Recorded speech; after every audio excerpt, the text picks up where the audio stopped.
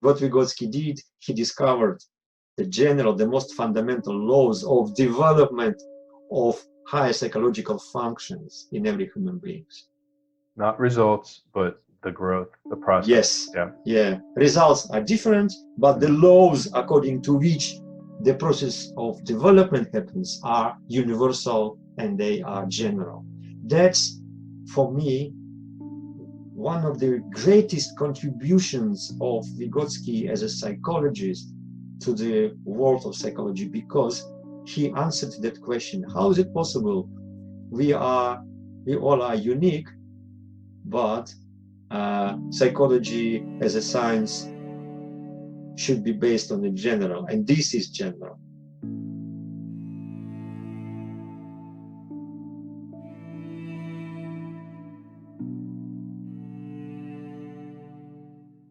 So, and this is about his role in the history of psychology. So, and that's why some time ago I started to think about how to explain this to Western academia, how to explain what is actually the method of studying higher psychological functions Vygotsky and his colleagues Luria and Leontiev and others suggested, and what's the difference between this way of experimentation comparing to traditional existing ways of experimentation in cultural psychology or in experimental psychology. What are the specific features of this general method, which Vygotsky himself called in Russian экспериментально-генетический method, which is in English experimental genetic method. That's the title of this method, the name of the method given by Vygotsky himself. But of course, here genetical doesn't mean genetics. Right. It means genesis, development, and probably just to finish the introductory part, because it takes some time. So I just want to say thing which is I think is important to understand. We are speaking about higher psychological functions, right? So by now, we were speaking, you and me were speaking about higher psychological functions, lower psychological functions, about functions only. But Vygotsky's approach was not about functions. He said that psychology should not focus on studying higher psychological functions of human beings, because these are functions which are already developed. They are psychological functions. They are hidden from direct observation. You can only observe behavior, the consequences of behavior or actions. And the only way to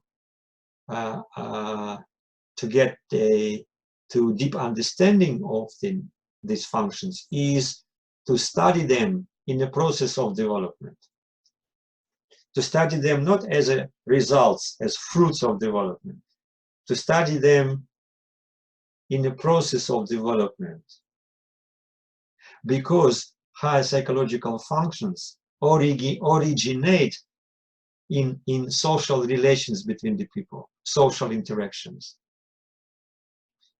Their buds are in the sphere of social interactions, and only after that they are becoming individualized psychological functions. And instead of looking at fruits, why not to create an experimental setting which helps us to see, to make observable the process, how these functions are first appearing in a social interaction, and then they're gradually coming and becoming individual functions. So I have a question. Yes, Was good.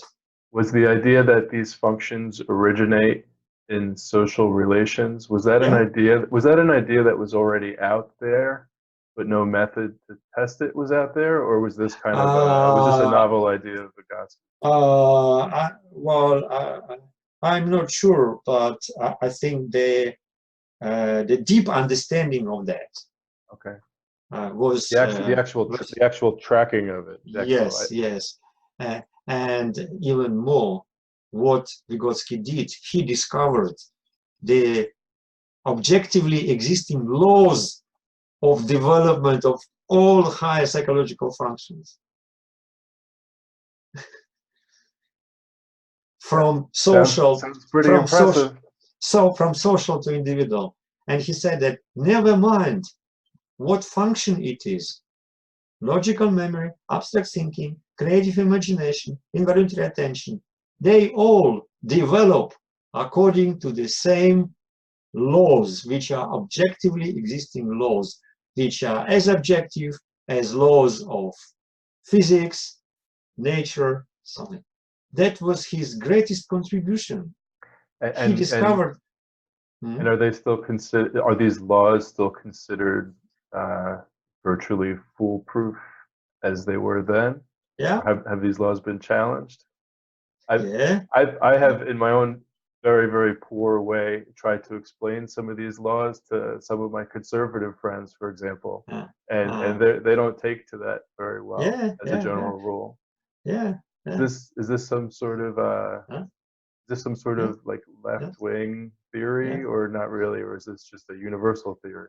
Yeah, well, I think it's interesting area of debates, Mm. and if we start debating about that, Yeah, I don't want to go down that road. it will take out. No, no, I'm not trying to escape the question. I think Mm. the question is important, but uh, his contribution was that he discovered these laws and he built the whole theory on these laws, because every theory should be based on the objectively existing laws.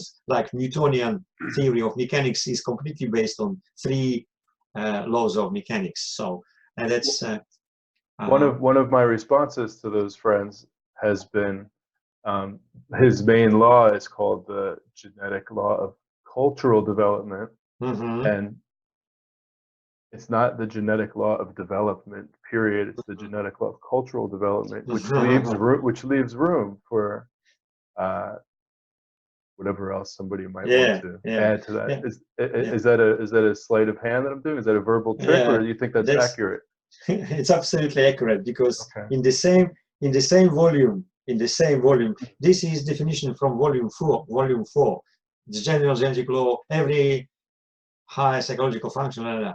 So, but in this the same volume, Vygotsky says that development of higher psychological functions is the same as cultural development. Okay. These are synonyms.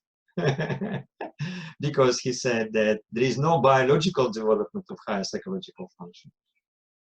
Higher psychological functions develop culturally. Okay. Yeah. This is yeah. Ah, So this is you could imagine how some people get a little defensive at that idea. Of course. yeah. Of course, Okay. of course. So yeah, I Okay. understand this. So I'm sure we'll come back to this slide later on in our yeah, we talk. will come. Yeah. Yeah, we will Okay. come back to this slide. So, and you see how important is, before we come to the concrete questions, what are the concepts and what are the principles of research methodology? We have to start from the clearest definition about what type of theory Vygotsky theory is, what this theory studies, for what it was created, what is the subject matter. And the answer is very clear. If we say that cultural historical theory is about high psychological functions, we might say yes, it is about higher psychological functions, but not exactly. It's about how higher psychological functions appear, Hmm. what stages they go through becoming the individual internal mental or psychological function. The theory is the theory which helps us to understand the whole process of origins and development of the heart, because this is the only way to objectively studying the process. If you make the process visible by creating special conditions, then we can make it observable and therefore analyzable. And if the assumption is that higher mental functions start from within, almost as an invisible seed, and then slowly bloom over time, that would be even more difficult to capture in an experimental setting. But Vygotsky's answer is that no, higher psychological functions originate in a field of the social interaction, social relations, and then after that they are becoming individual. And you put it in a very, very simple way that was hard to argue against. You said if a mother never talks to the child's not going to learn talk, at least in any sort of coherent way. Yeah. And for example, let's take verbal thinking as an example. Verbal thinking, I don't think you need me to explain what verbal thinking is, right? Verbal thinking is verbal thinking. Ability to think using languages. Okay? So, but verbal thinking is impossible if from childhood nobody speaks to us and we do not argue with somebody. And as Pierre Janet was just he was a famous psychologist who lived close to Vygotsky. Janet introduced that idea that verbal thinking of the child first appears when the children are debating about something. Two children are debating about something, and then the children can repeat these debates to himself, and then the child will be able to think, verbally thinking, looking at the something from different perspectives. And that lines up very nicely with the way you like to teach or describe or discuss the general law, as far as conflict or drama or some sort of So this is one more example of so our ability to think, our thinking is a result of the long process of development of when we were babies, when we were toddlers, when we were involved developing our speech, and only at certain period of time, we started to be able to speak to ourselves, and then to speak without any vocalization, what psychologists call the private speech, and then inner speech, and then thinking. So, and this is just an example. And of course, Vygotsky was not the first who recognized those moments. Piaget did, Pierre Janet did, but Vygotsky was the only one who was able to see the fundamental general laws staying behind that phenomenon. Only he was the guy who was able to conceptualize these things into one very deep and very very deep and very fundamental principle and the law. And by the way, he discovered several laws of development of higher psychological functions. Several laws, not on, only one, right? Yeah. And and everybody knows. Yeah. Only one. But do you know how many laws in cultural historical theory? 3. So that's my question. Sometimes I ask Vygotskians, who are great Vygotskian scholars, and it sounds like offensive. Yeah. Is it 3? I remember reading that recently, but it could be wrong.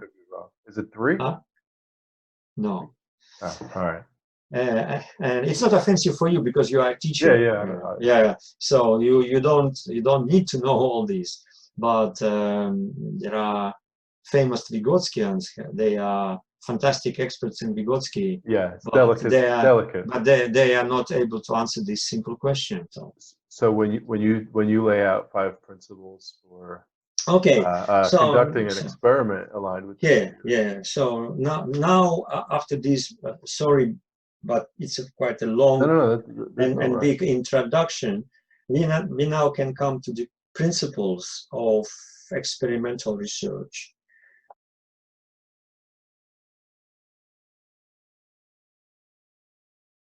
Before discussing each principle separately, and of course how they are related, I just want to make a little bit of preamble. Why I decided to formulate these principles, why it was necessary. It was necessary because in the Soviet Union, in Russia, all key researchers working in Vygotsky's tradition, they did not need these principles to be explained to them, because they learned how to do experiments from their teachers.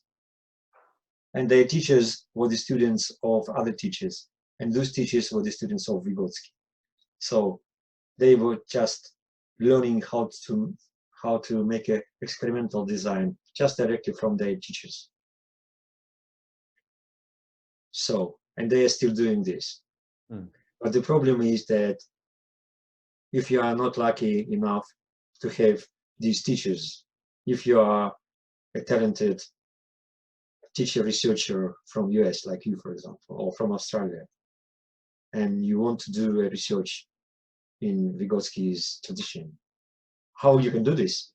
So, and I just try to fix this gap, to formulate these principles for my colleagues, for PhD students, for early career researchers who are just to give them the tools to make sure that they are doing experimental design, they are conducting experiment according to the cultural historical theory, for them to be sure. So that was a very practical challenge and a practical task.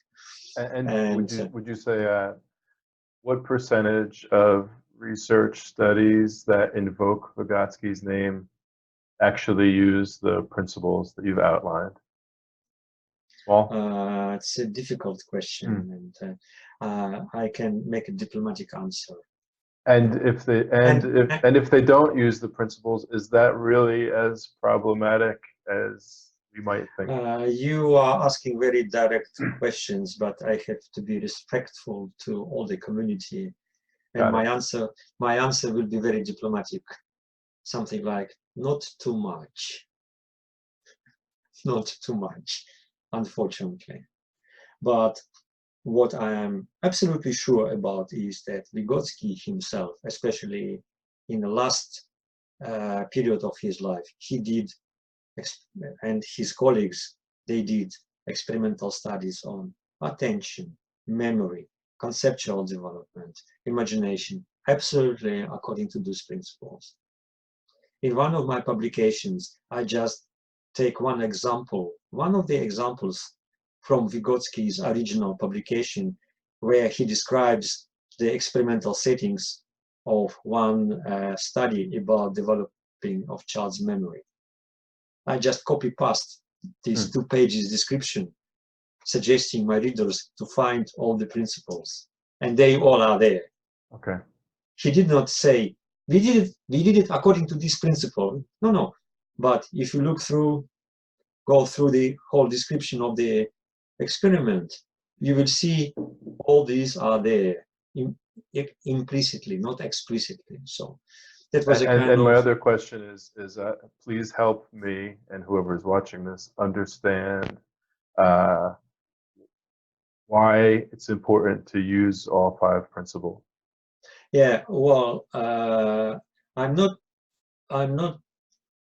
sure that the task is to use all 5 principles. Okay. It depends on your research question. Okay. Depending on your research question, you select from this list, those principles you can use for your experimental design. I'm not insisting that we have to use all 5. It's too complex.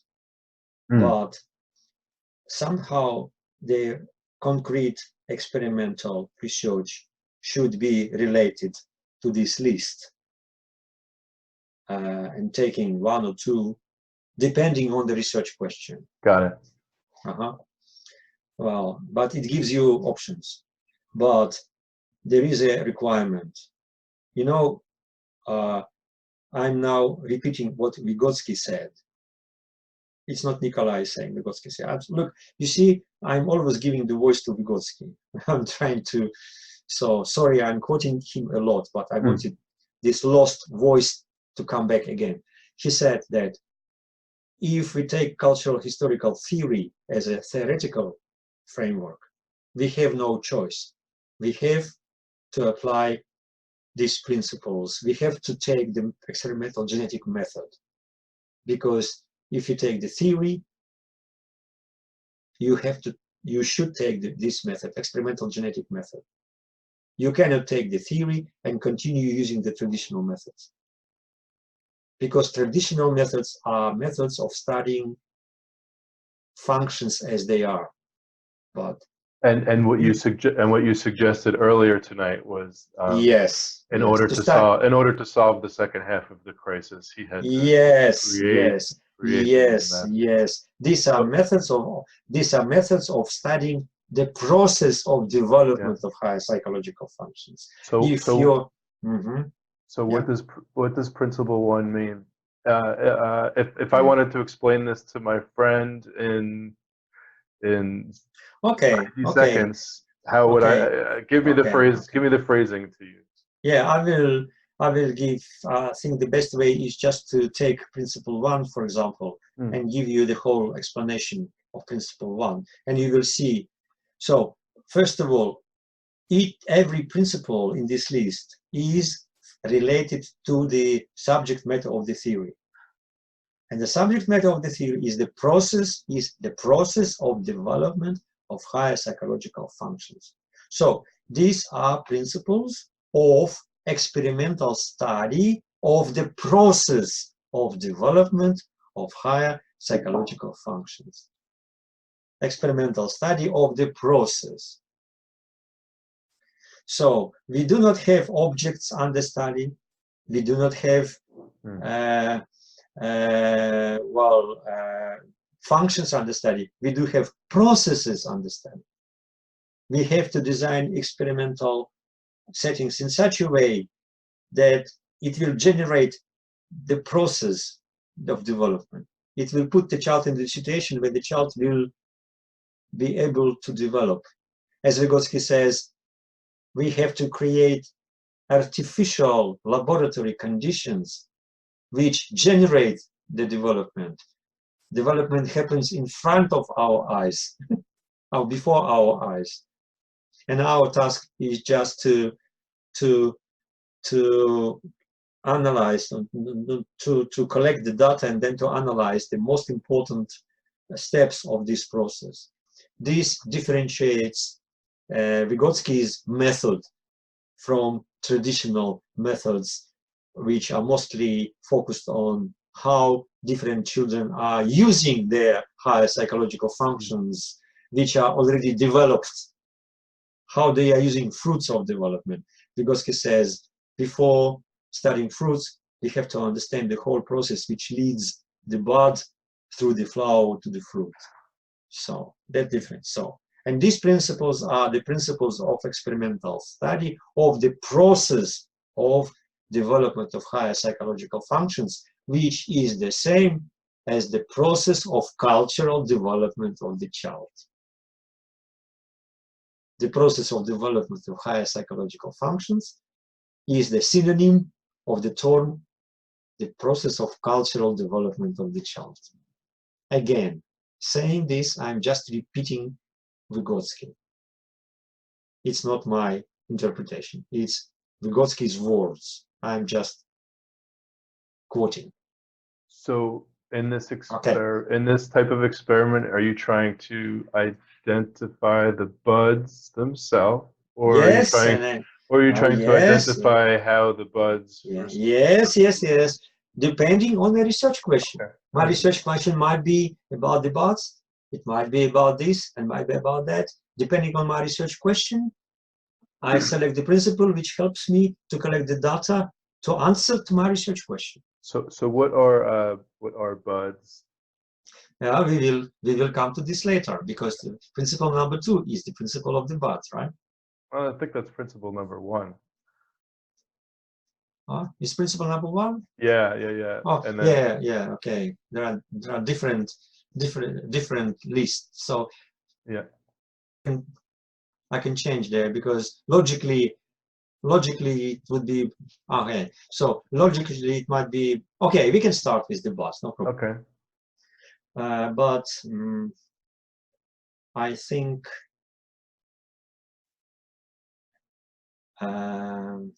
for convenience, let's start from the second one, from the principle of drama, and then we put the buds on the second place. But it doesn't matter. But just for convenience, because they all are interrelated, as you know. Okay, so I will prefer to start with the principle of drama, or I call it principle of collision, or drama, or category. Okay. So, what does it mean, the principle of drama, the principle of collision, the principle of category? Do you remember our 4 questions? Yes. Why it's important, how it's related to the so first, why this principle is important? This principle is important because it's one of the principles to experimental study, the process of development of higher psychological function, right? We are studying, do you remember? That we are studying the process of development. But what does it mean to study the process of development? What do we mean by development? Different philosophies, different people have different understanding of what development is. For people, I know some people for whom every change is development. They're making a testing of children, then they do intervention, and then they're testing again, and they see the change. They say that, look, this is development. But philosophically, not every single change is a development. Development is much more complex process. Might be changes and changes. Might be developmental change and non-developmental change. That's not an easy question. The second point is that for some people, development is just a simple growth. There's something small grows, becomes bigger, they call it a development, which is okay. It's very okay for everyday language in common sense. But philosophically, not every growth is development. Development is something which has some characteristics which cannot be explained by simple growth. Something small becomes bigger. So, and this leads us to one of the important aspects of Vygotsky's theory. For Vygotsky, the process of development of higher psychological function is the process which should be understood as a dialectical, through dialectics. The deepest understanding of psychological development is its dialectical understanding. By this I mean the dialectics developed by Hegel and Marx and Lenkov. Dialectical methods, dialectics, because dialectics as it was developed by Hegel is the science, the philosophy of the most general, the most universal laws of development. They are the most universal, the deepest, the most universal, the deepest objective laws of development of everything. And one of the tasks for Vygotsky, and he formulated that task very clearly in different works, and he repeated that several times, was, he said, the task for psychology is to introduce dialectical method into the study of the development of higher psychological functions. To understand development, we have to understand this as a dialectical process. We have to find how universal laws of dialectics manifest themselves in this particular aspect of development, which is called psychological development. And that was, and as far as you know, that was motivated by the pursuit of truth as opposed to his social situation, as opposed to being a good citizen, yeah, in his country in that time period. Yeah, that was the reason. But he was a scientist, he was a scholar. For him, the objectivity of science, when the science is grounded on the objective reality, was the most important.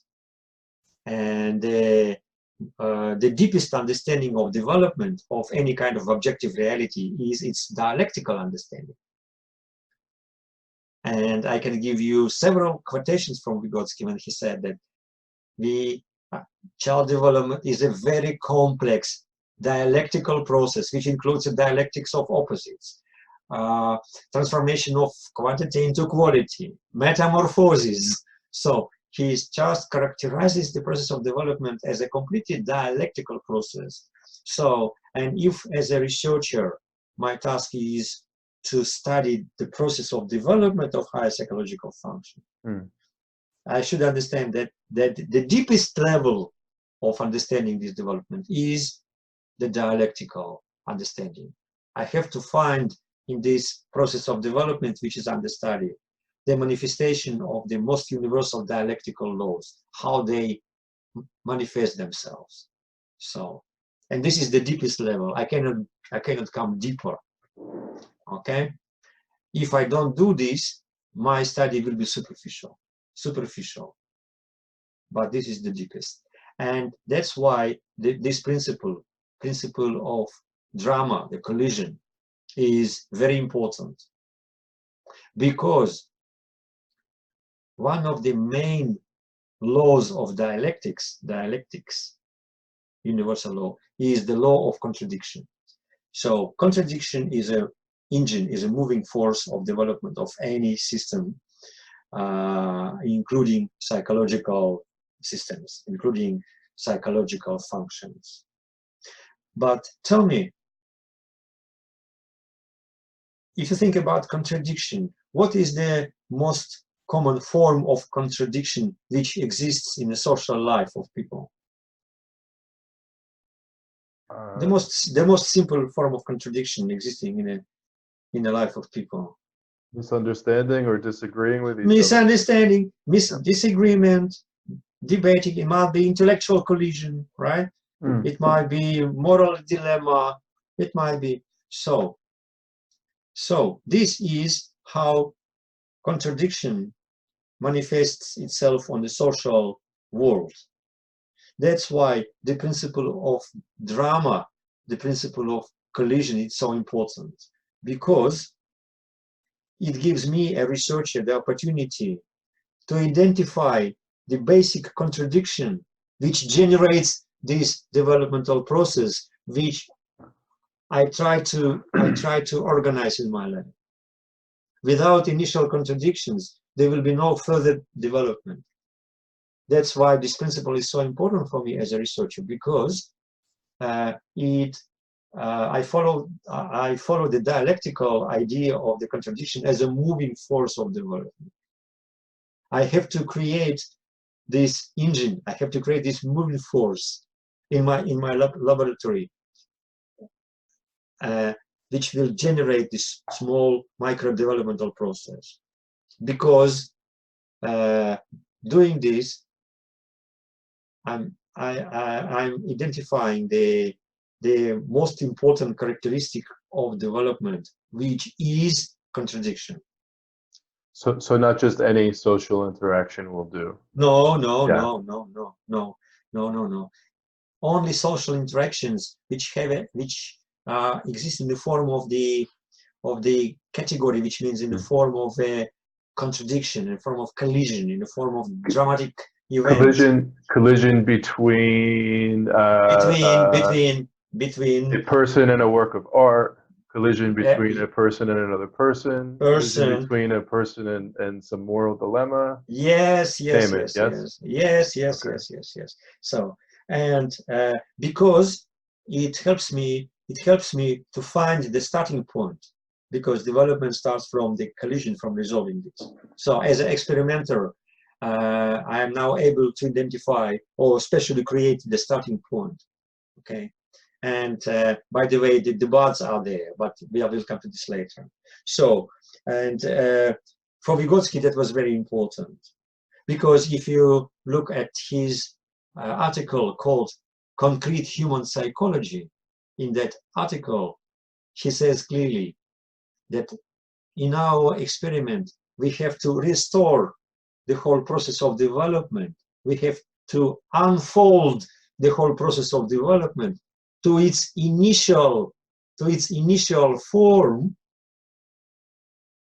which means small drama between two people. Here, Vygotsky directly says the initial form of any higher psychological functions is a real small drama between two people. So, it's not Nikolai, it's what Vygotsky says. And if it's not enough, I can give you another example. Vygotsky says that we have to introduce, to understand the dramatical character of human development, which starts in the form of the drama between two people. Then he repeats that human personality is a drama. And then he says, psychology as a science should be created with the concepts of drama, not with the concept of functions. To build psychology, to build psychology with concepts of drama, he says that one of the fundamental concepts in psychology should be a concept of drama. Otherwise, we will never understand the process of development. But if we are able to identify the most important dramatical collisions in the process of development, then we will have a better understanding of what development is. You see, he says this in History of Development of Higher Psychological Function. Then he repeats this in an article called Concrete Human Psychology.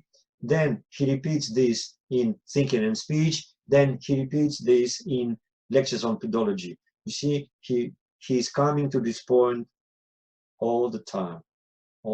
Dramatic characteristics, contradictions, so. That's why, for me as an experimenter, it's so important to apply the principle of category, of a collision or contradiction, whatever. But of course, if my research question is about that. If my research question is not about that, I don't need this principle. Depending on, there are two ways of using this principle. The first way is educational, because I'm working at the Faculty of Education. My PhD students are not qualified psychologists. They are education researchers. And for them, the data collection is just an observation. They are observing children. Of course, they are bringing some tasks, challenging tasks, interaction, they interact, but the most they are observing children. In this way, what we are looking, when we have data collected, observations, might be hours, might be tens of hours of observations. In that data, we tried to find small dramatic events happened in children's life. It might be very, very small drama, like they're playing together and they want to play the same role and they are in a collision. Or they play with their toy and they have to identify who plays the first, who plays the second. Or many, many things. Or in everyday situations, for example, sister and brother, how they, so all these, for us, these moments of the child's everyday life is the most important because they are the most interesting moments to analyze. What are the contradictions? How they are resolved into contradictions? If the contradiction is not resolved, what the child has to do to overcome this contradiction. So this is the first way of using this principle for educational research. But as a psychologist, what I can do, and what I do, is that I can specially create the dramatic situations. Or as a teacher. Or as a teacher, I can specially create dramatic situation to see how people will be able to overcome this, what they do, what resources they have, how they activate their higher psychological functions. When my friend asks me to explain principle 2 in 90 seconds or less, what am I going to tell him? If you had to speak for me, I mean, I could do it, but I'm just curious to hear it from you. No, I don't know. I'm not. Can you do it? Huh? Can you do I it? cannot. Come on, try. No. So what I wanted to say is that these moments of life are. These moments, no. Sorry, Anthony. Yeah, I'm not ready. I'm not as great to just in 90 seconds because this is quite complex. No, sometimes you can. Yeah, so it's very complex. Believe me or not, but it's very complex.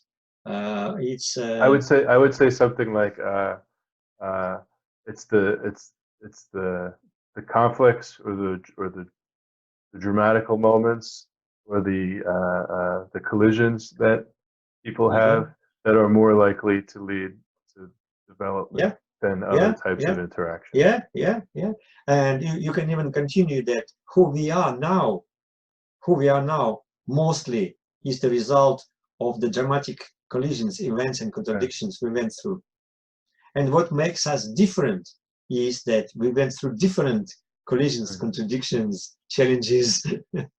So, okay.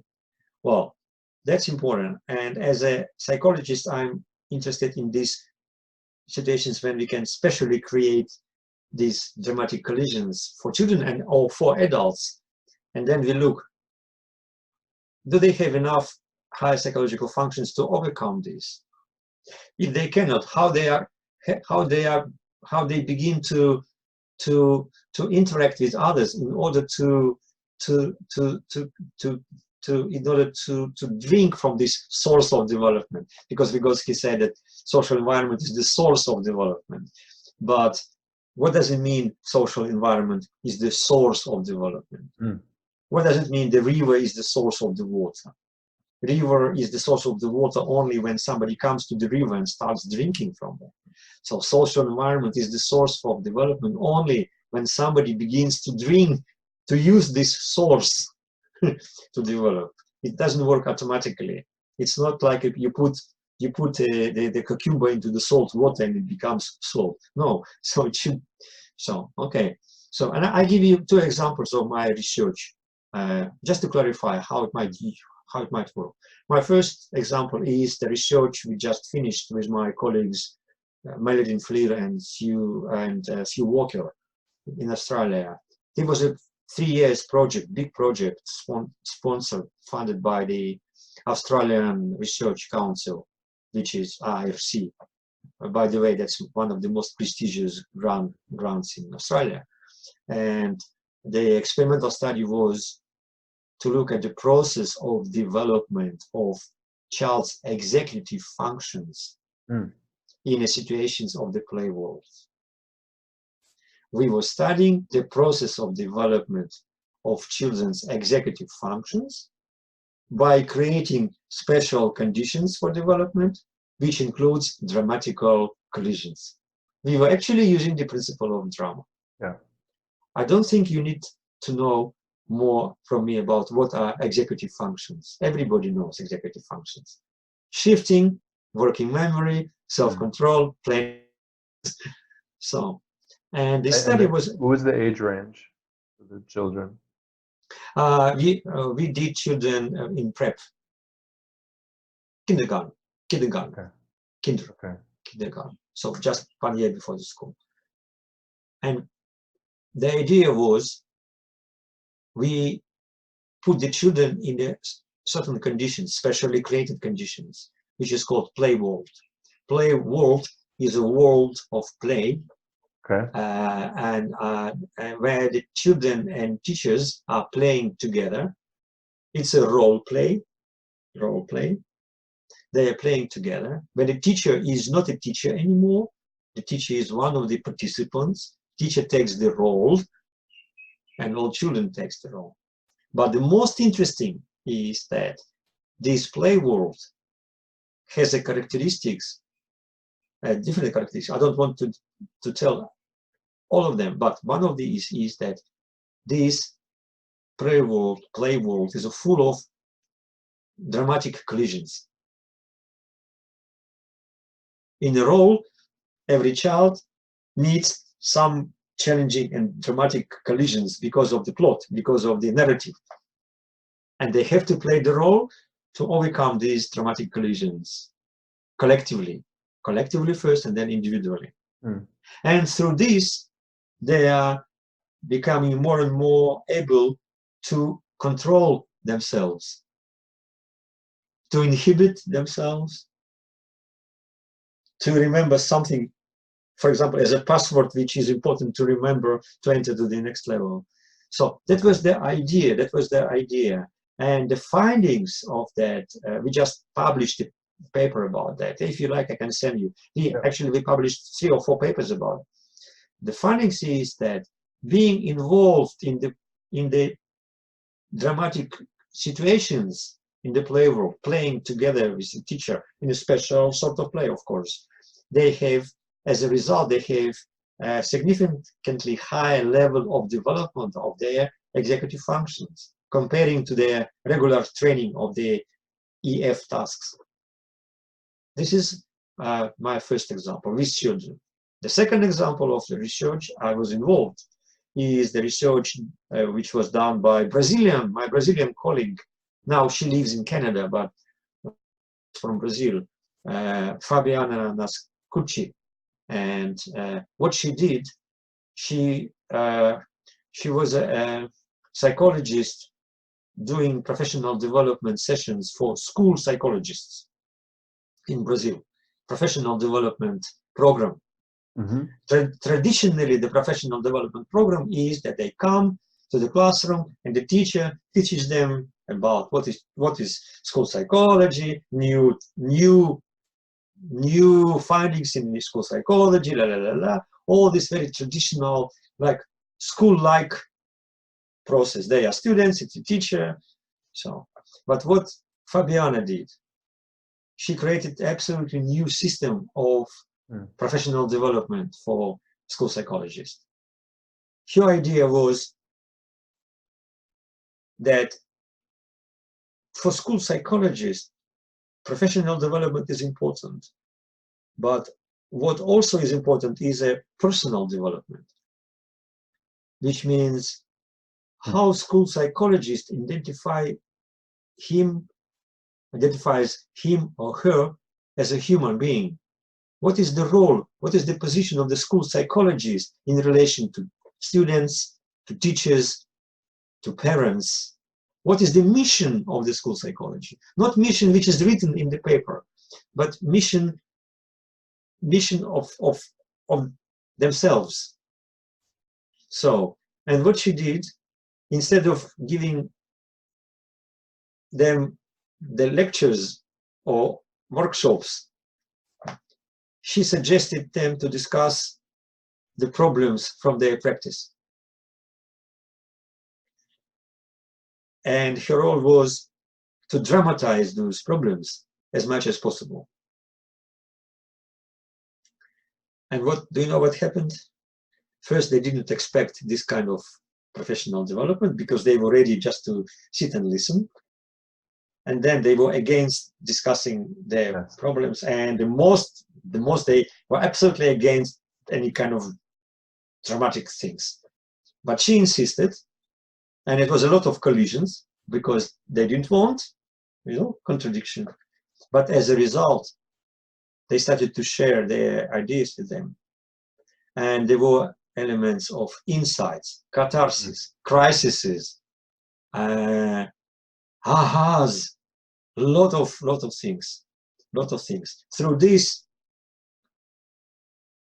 she moved them through the crisis from collision to crisis to the new level of understanding of what they are doing as a school psychologist. What are their responsibilities as a psychologist? Not as a job they do, but the responsibilities for the children, for families, for well-being, and so on and so on. And then she collected the data. She wanted them to make a diary about that, and she analyzed the diaries. How first they were very resistant, how they then gradually opened themselves, and then how they were involved, and then what were the moments of catharsis, moments of dramatic collision inside, and their final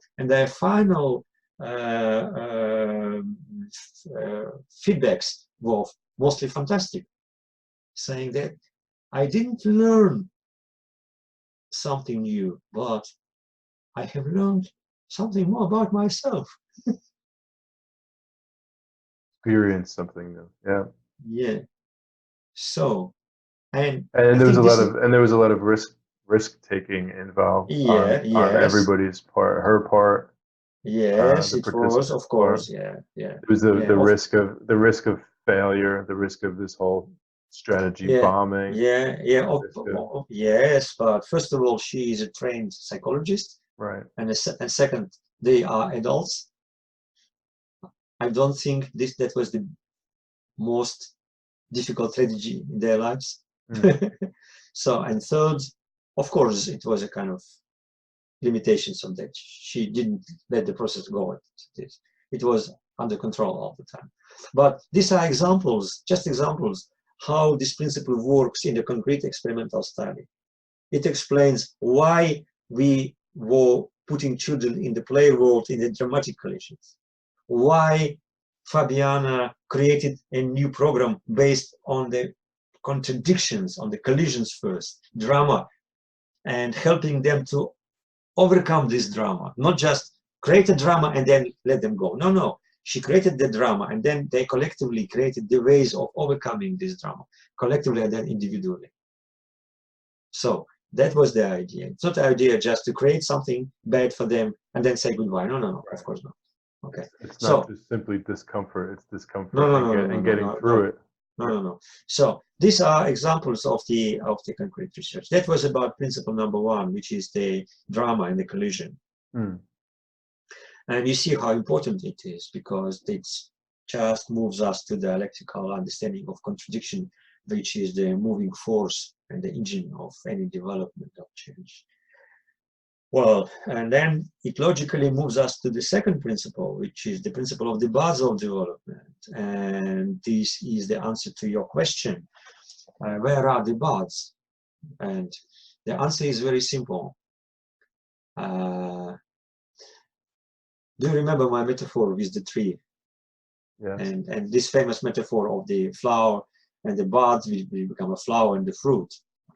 Yeah, in the tree, if you look at the tree, there is a time when there are flowers on the tree, and there is a time when flowers disappear and fruits appears. Yeah, if you are a gardener, every gardener knows that this is the time of the year when you see the buds, when time of the year when you see the flowers, and then autumn comes and you see the fruits or something. So, but in children and in adults as well, the process is not like this. It's much more complex. At the same time, in our consciousness, there are functions which are fruits. They already developed. They finished their cycle of development. At the same time, there are other functions which are on the stage of the flowers. At the same time, there are some functions which are at the stage of the buds. And they all coexist. And they all interact. They all together create the uniqueness of the individual mind.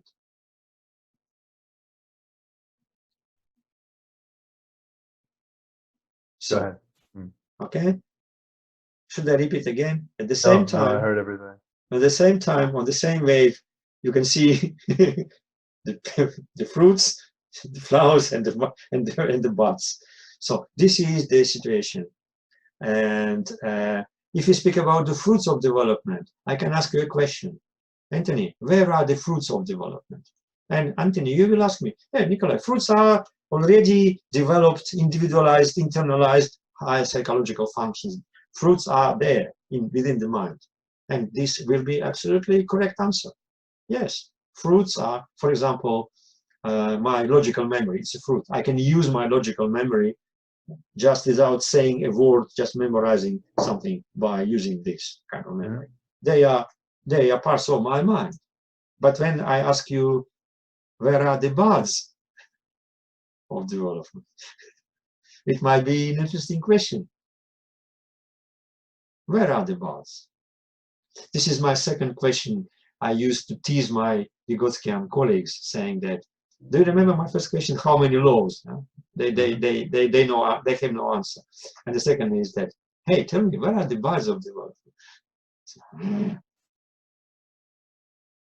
Do you have any idea where are the buds of development of high psychological functions? Where they are? Where can I find the buds? The gardener can find the buds on the tree. So there are the buds. As a psychologist, I have to find where are the buds, because if I want the buds to be a fruits, I have to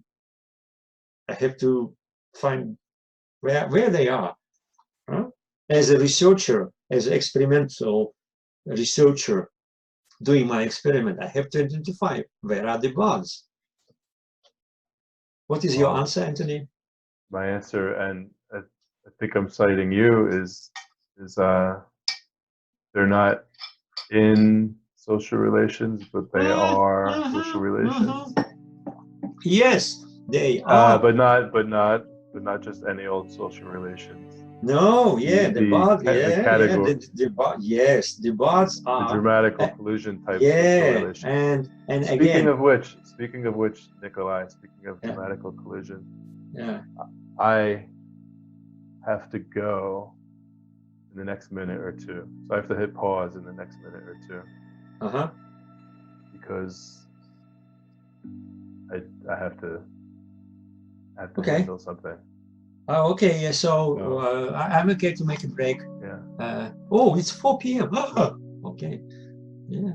Oh, so, we spent already 2 hours. So okay, I'm gonna hit pause now, but then we'll talk in a second.